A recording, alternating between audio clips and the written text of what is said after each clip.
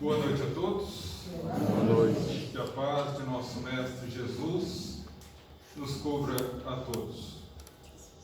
Sim, seja. A humanidade tem aproximadamente 500 mil anos de evolução,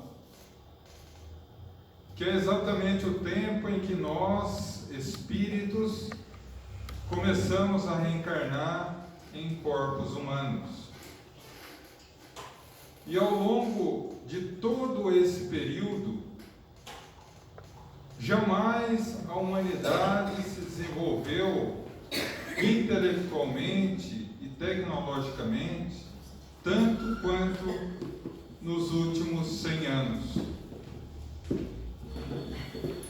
Tanto é que o espírito Joana de Ângeles diz que o século XX entrará para a história da humanidade como o século do desenvolvimento intelectual. Mas, quando nós fazemos uma análise desse desenvolvimento, percebemos que o homem conseguiu analisar as propriedades da Terra. Hoje, com os satélites, não existe um só metro quadrado na Terra que não seja conhecido pelo homem. Mas além, conseguiu sair do nosso planeta azul, pisar a Lua, mandar sondas por todo o sistema solar e fora dele. E hoje nós temos informações e imagens de outros sistemas solares, da própria Via Láctea, e a humanidade atingiu um clímax no estudo do universo. Jamais se conheceu tanto em relação ao universo. Por outro lado, o homem também fez uma viagem para dentro da matéria. Estudou o mundo microscópico. Estudou as células, as moléculas, os átomos. E hoje nós sabemos que o átomo não é a parcela mais indivisível da matéria. Nós chegamos atualmente no quartzo, que segundo a ciência é a parcela mais indivisível, por enquanto, da matéria. Menor até do que os elétrons. Mas curioso analisar que mesmo ganhando o universo microscópico e o universo macrocosmo, o homem jamais foi tão infeliz. As igrejas estão lotadas, sejam no movimento evangélico, católico, espírita ou outras. E o homem parece que, segundo o filósofo e pensador Ernesto Renan, perdeu o endereço de Deus. E quando nós vemos nesse período de transição planetária essa dificuldade em encontrar um rumo para a vida, em que a maioria das pessoas vivem desconectadas de Deus, ainda entregues muito ao materialismo e às religiões de fachada, uma vez que muitas vezes a religião é honesta, mas o indivíduo na religião não é honesto com ele mesmo, nós começamos a perguntar o que a doutrina espírita poderia nos dar de diretriz para sair dessa multidão de desesperados e desorientados que se converteu ao planeta Terra.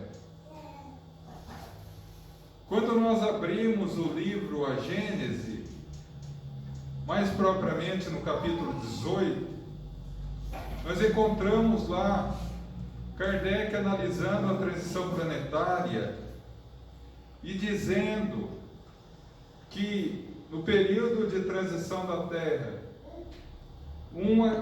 duas características negativas muito fortes se abateriam sobre o planeta: a loucura e o suicídio. Pessoas que perderam o rumo, que não veem mais saída para as suas dificuldades e se entregam ou ao ato extremo do suicídio ou ao desvario do descontrole da loucura. Mas a doutrina, o que nos fala? Como esse planeta, nas características que ele se encontra hoje, podemos encontrar o equilíbrio, a paz, a felicidade? O próprio Jesus nos falou: o reino dos céus não virá com aparências exteriores. O reino dos céus está dentro de vós. A doutrina espírita nos fala que a felicidade é o estado da alma e independe das condições exteriores. Mas então, por que tantos aflitos se a chave para a felicidade está dentro de nós mesmos? Exatamente por isso que o homem tem uma facilidade muito grande de expandir os seus conhecimentos para fora, seja no mundo macrocósmico ou no mundo microcósmico. No entanto, tem um verdadeiro pavor de descobrir ou se aventurar no universo de si mesmo. Fazer um mergulho para dentro, uma autoanálise e descobrir quem eu sou. Como já diz o Livro dos Espíritos, na questão 911, qual o meio prático de encontrar a verdadeira felicidade? Um sábio da antiguidade já vos disse: conhece a ti mesmo. Mas como nós podemos fazer isso, João? Através de uma viagem, não uma viagem para fora, mas uma viagem para dentro. Então hoje, nós vamos pegar alguns preceitos da doutrina, alguns preceitos do Evangelho e tentar fazer uma viagem interior, uma viagem para dentro, para ver se nós conseguimos descobrir finalmente a chave da felicidade, não importando as condições do mundo exterior. E a partir daí, cada viagem necessita de um mapa. E o mapa que nós vamos utilizar é o mapa da Palestina. A Palestina da época de Jesus. E encontramos na Palestina Jerusalém, a grande capital religiosa e política do povo hebreu. E ao norte de Jerusalém, encontramos a nossa primeira parada, o nosso norte, o nosso primeiro passo. Porque ao norte de Jerusalém, encontramos a cidade de Damasco. Damasco, que aparece no Evangelho somente uma vez, no livro Atos dos Apóstolos. na cena conhecida por todos, no momento em que o arrogante e cruel Saulo de Tarso reúne um pequeno exército para buscar em Tarso um dos cristãos mais proeminentes e famosos da época, depois dos apóstolos. E ele foi até Damasco. Mas quando estava a alguns metros da entrada da cidade, observou do seu cavalo um clarão. Narra Emmanuel no livro Paulo e Estevão, como um segundo sol surgisse àquela hora do dia. E o sol foi tão intenso a luminosidade que ele cai do cavalo. E ouve uma voz dizendo: Saulo, Saulo, por que me persegue? Quem és tu? Pergunta aquele que seria o apóstolo dos gentios. Eu sou Cristo Jesus, a quem tu persegues. Ele podia esbravejar, ele podia xingar, ele podia amaldiçoar, mas o arrogante e orgulhoso doutor da lei levou apenas alguns segundos para fazer uma transformação que muitos de nós levam várias existências. Ele não era naquele momento mais o Senhor, mas o servo. Olha aquela imensa luz e pergunta: que queres que eu faça, Senhor? Qual o meu caminho na terra? O que eu estou fazendo aqui? Essa é a grande pergunta de Saulo de Tarso. Esse é o primeiro caminho, é o primeiro passo. Damasco significa a conversão. O indivíduo só encontra a felicidade encontrando Jesus, seja em qual for a religião, cristã ou não, porque a mensagem do Cristo é maior do que as religiões. Portanto, o primeiro passo é a conversão. Não a conversão de boca, a conversão de coração. Porque nós conhecemos muitas pessoas que vêm ao centro espírita, que vão à igreja católica, que vão ao templo evangélico, que vão a outros cultos religiosos, não por amor íntimo à causa, mas por conveniências, sejam sociais, sejam de qualquer outro motivo. E essa é a primeira etapa. A única maneira de encontrar a felicidade é responder a uma pergunta: o que eu estou fazendo aqui? Qual a minha tarefa na terra? E quando descobrir, jamais, de forma nenhuma, se afastar dela. Porque a partir do momento da conversão de Saulo de Tarso, Saulo morre para nascer Paulo,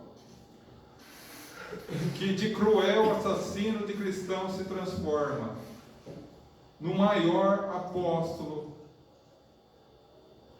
de divulgação do cristianismo. Se não fosse Paulo, o cristianismo havia morrido na região da Palestina. Graças a Paulo, que hoje nós conhecemos o Evangelho de Jesus.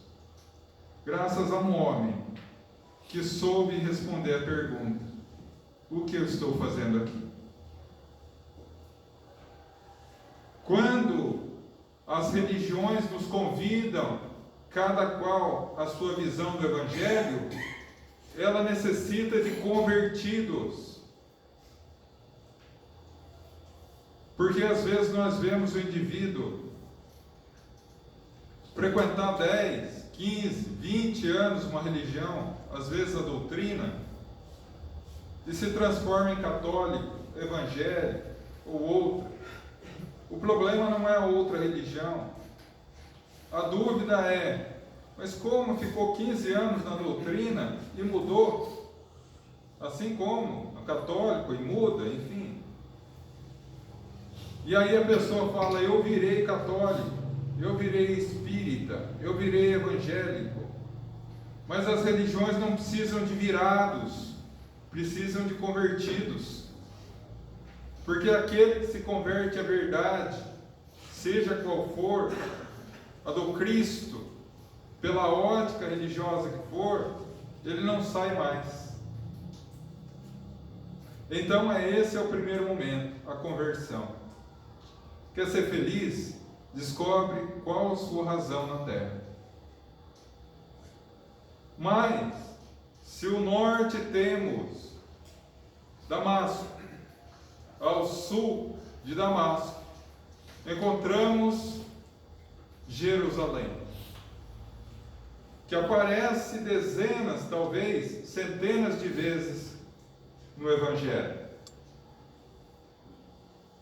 E em Jerusalém é o cenário do grande momento do Cristo, do seu ato final, do arremate de todo o seu processo de encarnação. O momento que ele abraçou o madeiro. Muitos perguntam, mas como o Cristo se deixou ser preso, crucificado? O que fizeram com Jesus foi uma crueldade. Foi. Mas aí eu fico me perguntando, será que Jesus sofreu mais fisicamente ou moralmente? Esse processo de crucificação fazia parte do seu processo de encarnação. Cedo ou tarde ele seria crucificado, porque é o meio em que ele optou para que nos pudesse dar o testemunho prático. Como diz Emmanuel, numa mensagem linda chamada Pense um Pouco,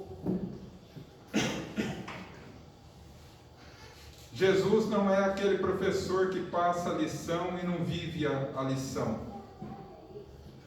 Ele nos mostrou o caminho do madeiro para nos mostrar que na terra tereis aflições, mas tende bom ânimo, eu venci o mundo.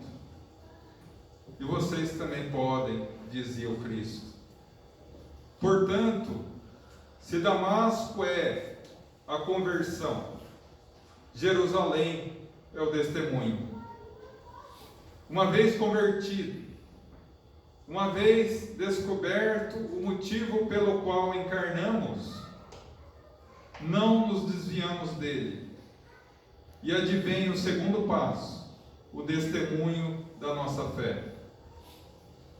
Se o Cristo, o puro por excelência, o Espírito mais puro e perfeito a pisar na terra, segundo a questão 625 do Livro dos Espíritos, passou por uma dor tão cruel, saiu do corpo físico carregando chagas abertas. Quem somos nós para pretender passar pela vida sem carregar algumas cicatrizes? Se o eleito passou, como nós queremos não passar, se a gente não passa de candidatos ainda? Então, o momento do testemunho, percebeu as dificuldades da vida, os sofrimentos, como oportunidade de redenção, porque Deus nos ama ou nas palavras do Espírito de verdade no Evangelho segundo o Espiritismo? Até quando acharemos que Deus é bondoso apenas quando nos encher de saúde, de riqueza, de tranquilidade e paz na terra? E assim que Ele nos concede a oportunidade abençoada do testemunho, fugimos apavorados, maldizendo a infinita misericórdia de Deus. Mas, se Damasco é a conversão, se Jerusalém ao sul é o testemunho, temos ao leste uma cidade famosa que entra também algumas vezes no Evangelho do Cristo, chamada Jericó. E Jericó é palco na minha modesta opinião, a mais bela e completa de todas as parábolas do Cristo. Conta ele, descia da cidade de Jerusalém para a cidade de Jericó um homem. Foi apanhado pelos ladrões na estrada, deixado para morrer semi-morto. O primeiro que passa, um sacerdote, mal olha o rapaz e roga a Deus que Deus abençoe alguém para auxiliar esse rapaz, e vai embora. Algumas horas mais tarde passa um levita. Levita, na tradição do povo hebreu, era aquele povo responsável por cuidar do templo e das sinagogas. O que nós conhecemos na Igreja Católica como ministros da Eucaristia, que nós conhecemos no movimento evangélico protestante como os auxiliares dos pastores, e como nós conhecemos na doutrina espírita, todos nós de boa vontade que querem colaborar com o centro. Passa esse homem levita, tem já um ensejo de ir em direção ao homem para ajudar, mas o pensamento vem, talvez seja uma armadilha, talvez os ladrões ainda estejam, que Deus ilumine alguém para ajudar esse homem, e vai embora. Mais algumas horas, o homem quase morrer, passa um samaritano. Parênteses, povo odiado pelos seus irmãos hebreus. Tal era o ódio do povo hebreu aos samaritanos, que quando se falava o nome de um samaritano, tinham o hábito de se cuspir ao lado. Conversar com um samaritano em público era crime, o indivíduo ia preso. Tal era o ódio. E Jesus usa exatamente essa figura, um samaritano. Passa, e ao ver o homem semi-morto, vai até ele, lhe dá medicação, lhe dá água, coloca em seu cavalo, leva até a cidade de Jericó, coloca numa hospedaria, paga todas as suas despesas e diz ao homem: se eventualmente ele gastar ainda mais, na volta eu ressarço o dinheiro. E olha a figura hipócrita do sacerdote na frente dele e pergunta: qual dos três é o próximo daquele homem? O sacerdote preferia morrer, a dizer o samaritano. àquele que demonstrou misericórdia. Então vai e faz o mesmo. E aí encontramos a parábola do bom samaritano. Se Damasco é a conversão, primeiro passo. Jerusalém, o testemunho, segundo passo. Jericó, com toda certeza, é a representação da caridade. Porque, como diz o lindo aforisma de Kardec, fora da caridade não há salvação. A parábola do bom samaritano é um estudo psicológico e espiritual da evolução humana, onde se analisa claramente em que condição de despertamento está a alma humana. Porque quanto mais desperta, mais compaixão se tem pelo sofrimento do outro. Quanto mais dura, mais adormecida, mais difícil é para que ela perceba ou sinta o sofrimento do próximo. E é o momento da caridade. Ou como nossos irmãos budistas chamavam, através de uma expressão linda de Buda, Siddhartha Gautama, seja capaz do ato incomum. O ato incomum no budismo representa a caridade para os cristãos. Ser caridoso, abrir-se para atender o próximo, enxugar a lágrima do outro, porque com certeza assim Jesus virá enxugar suas lágrimas. Se sentir solitário, ser solidário, como diz Joana de Ângeles. E não pensar como sacerdote ou levita, porque nas palavras de Dr. Bezerra de Menezes, a caridade, quando muito pensada, chega tarde. A caridade tem pressa, assim como tem pressa aquele que sofre. Como se fosse um irmão de sangue, necessitado, que não obstante não ser de sangue, é um irmão em humanidade, é um irmão em Deus, que deve e merece ser amparado, seja pela caridade material, seja pela mais difícil e penosa de todas, a caridade moral, o perdão.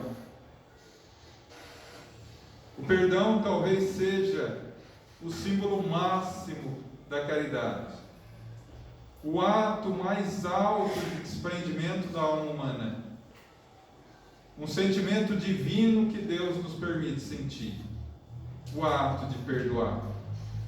E diz Emmanuel que Jesus deixou a última lição, a mais difícil, para o fim, quando ele é pregado à cruz, instantes antes de morrer fisicamente, diz: Pai, perdoa, eles não sabem o que fazem. Então, para que possamos encontrar felicidade, não basta a conversão, representada por Damasco, não basta o testemunho, representado por Jerusalém, mas também não basta a caridade, representada por Jericó. Porque temos a oeste de Jerusalém, a oeste, na região da Palestina, uma cidadezinha, quase uma aldeia, que aparece apenas uma vez no Evangelho, em Atos dos Apóstolos, chamada Emaús.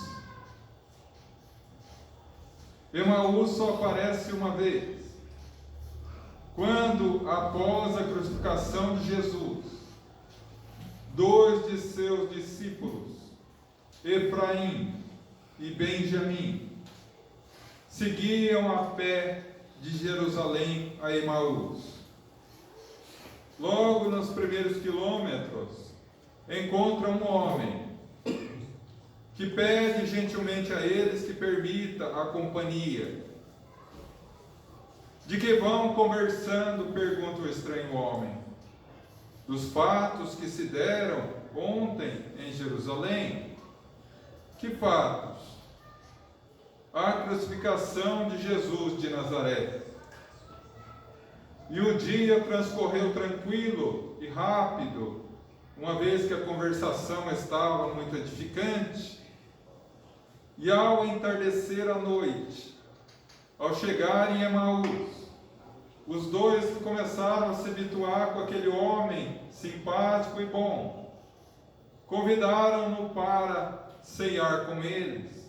Afinal de contas, estava chegando a noite e seria muito perigoso continuar a viagem. Ao adentrar a estrebaria, a estalagem, quando o homem estranho reparte o pão, eles reconhecem a figura de Jesus. Retornam naquele momento mesmo à noite para Jerusalém, para falar do retorno de Jesus. Parênteses. Como eles passaram o dia ao lado de Jesus conversando com ele e não o reconheceram. Na doutrina espírita, temos dois fenômenos vastamente explicados. O primeiro é da materialização. Um espírito consegue se materializar. E segundo as propriedades plásticas do perispírito, ele consegue modificar a sua aparência física, a sua aparência, fazendo com que, naquela ocasião, os discípulos não o reconhecessem, a não ser no momento que ele se transfigura novamente na partida do pão. Mas ela tem uma representação forte, Emaús, porque se Damasco é a conversão, Jerusalém o testemunho, Jericó a caridade, Emaús representa o passo final dessa viagem interior, a solidariedade. Não basta apenas auxiliar no momento, há necessidade de acompanhar o necessitado, fazer contínuo o ato de caridade. Não basta apenas praticar a caridade num dia, há necessidade de uma continuidade, não só para os necessitados, mas principalmente para nós mesmos, uma vez que nós sabemos, pela lei de causa e efeito, que toda ação corresponde a uma reação, e que todo ato de caridade é um verdadeiro remédio para curar a nossa alma. Seria como o divino médico Jesus prescrever para nós a cura de uma determinada doença moral em doses homeopáticas e diárias de caridade. Cada dia, cada amanhecer, cada nascer do sol, devemos tomar a nossa dose diária de prática de caridade, para que assim, ao término da nossa existência, possamos revigorar a nossa alma através da saúde plena. Infelizmente é duro falar isso no sábado à noite. Alguns vão ficar desanimados, mas infelizmente não existe caminho para a felicidade que não passe pela conversão, testemunho, caridade e solidariedade. Só assim encontraremos a verdadeira felicidade, encontraremos a paz de espírito, encontraremos a paz de consciência, a consciência tranquila do dever cumprido. Como diz Chico Xavier, Jesus não nos pediu grandes coisas, grandes feitos, não pediu para que escalássemos o Everest, apenas que amássemos uns aos outros como irmãos. E aí eu me atrevo um atrevimento muito grande de complementar Chico Xavier, quando eu poderia dizer o seguinte: se não conseguimos nos amar como irmãos, pelo menos vamos começar a nos respeitar como irmãos. Uma vez que Gandhi, que não era cristão, e sim hindu, certa vez nos disse: se os homens se respeitassem uns aos outros, o planeta já seria um verdadeiro paraíso. Porque está em nós a mudança. A doutrina espírita nos desperta para essa realidade. Nós temos nas mãos a nossa felicidade. Não vai vir por outros caminhos. Não serão nossos parentes que, mudando, nós seremos felizes. Não serão os nossos colegas de trabalho que, mudando, nos concederão a paz. Não é o nosso chefe que vai se transformar do dia para a noite, que é uma pessoa humana e gentil, que nos fará felizes e coerentes. Não será Jesus que descerá à terra e limpará todas as dificuldades do nosso caminho, porque o nosso caminho é feito por nós. Jesus veio e nos ensinou. Cabe a nós agora praticar. Eu me recordo de um colega meu, evangélico protestante, grande amigo, estudioso do evangelho como eu, que certa vez me disse: precisamos nos preparar, porque Jesus vai voltar. Eu acho que devia ter algum mentor sem fazer nada no momento. Se aproximou de mim e eu disse a ele: você está enganado, amigo, Jesus não vai voltar. E ele me olhou com uma cara como se tivesse visto o próprio Satanás.